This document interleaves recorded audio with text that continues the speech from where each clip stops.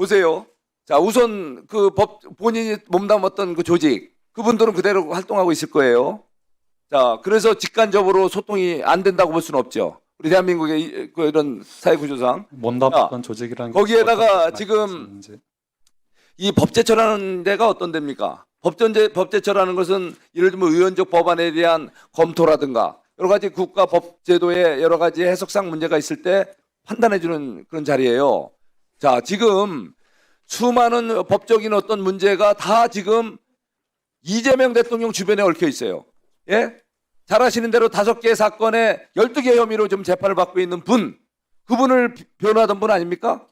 그분이 또 지금 또 예민한 우리 법 해석에 있어서 그런 거를 하나하나 다 또 해석하는 주무 그런 장관 자리에 와 있단 말이죠. 법제처장 자리에 와 있단 말이죠. 자, 이것은 누가 봐도 이해충돌 소지가 다분한 거 아닙니까? 본인은 아니라고 얘기하겠지만 아마 우리 이완규 처장님은 당연히 그렇지 않을 거라고 지금 아마 얘기하실 거예요. 자, 그런데 지금 보니까 바로 법제처장이 한 분뿐이 아니잖아요.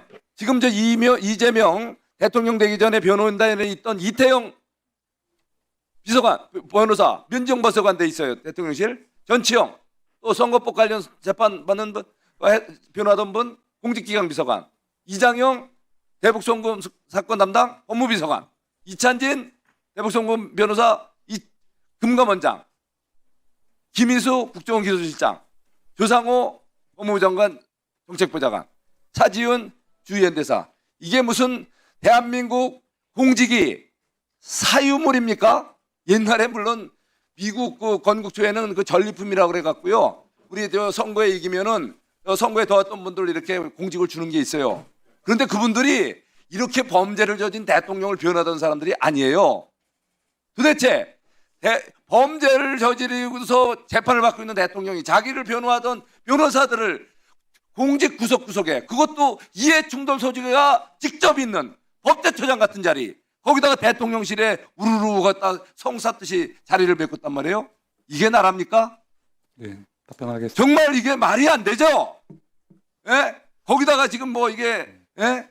지금 법제처장 우리 전 법제처장 분명히 저분도 뭐 윤석열 전 대통령하고 관계가 있을 거예요. 뭐 사법고시 동기인지는 저는 잘 모르지만 그런데 윤석열 대통령이 대통령 되기 전에 재판을 받았습니까? 범죄 혐의자로 국민들의 지탄을 받았습니까?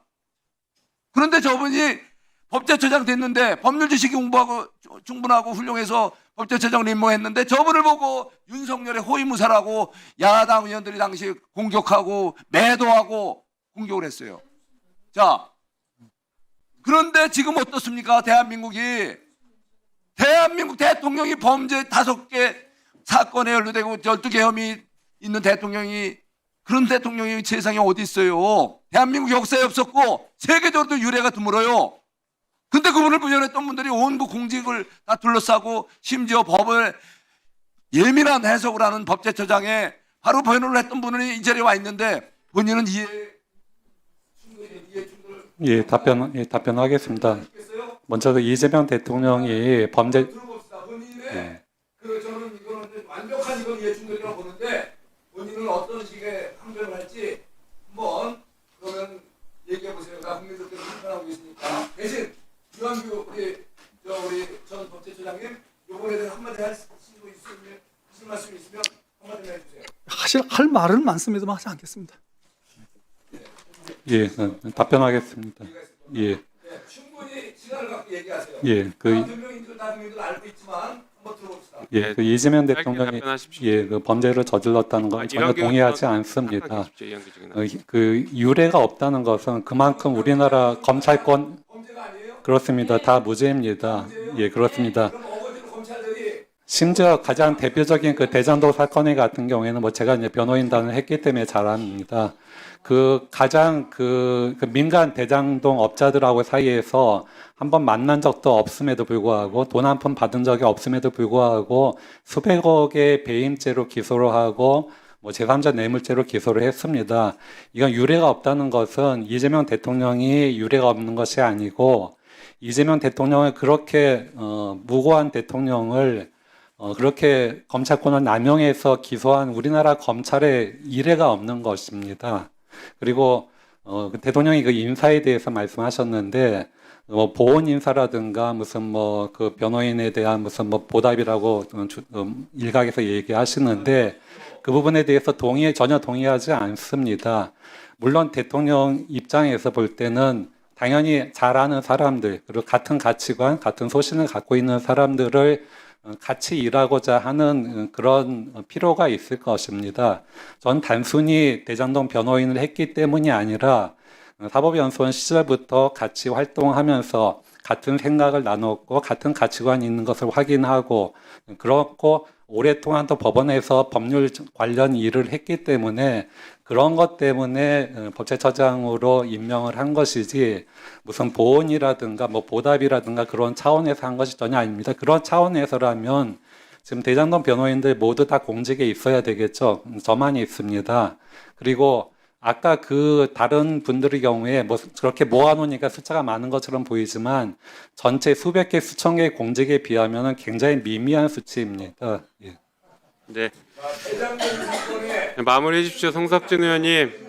시간 지나갔으니. 송석준 의원님. 이미 발언 시간 많이 지났으니 마무리하십시오. 이용해서 사실은 민간 업자들이 사익을 편취해서 그 이익을 날아가는 사건이에요. 거기에 이재명 대통령이 중심에 있는 거예요. 모두 이런 사건을 거기다 맡겼어요. 그래서 배임죄를 했다는 거예요.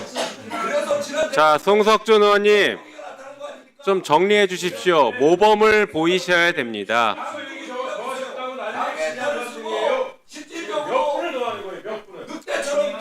우리 송석준 의원님 품격을 지켜주시고 우리 룰과 질서를 지켜주시기 바랍니다.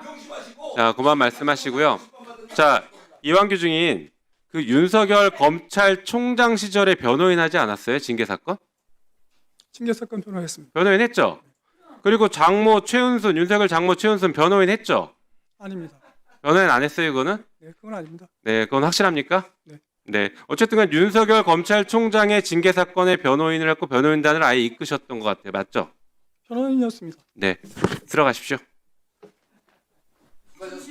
자, 뭐 지금 네, 우리 송석준 의원님 장시간 수고하셨습니다.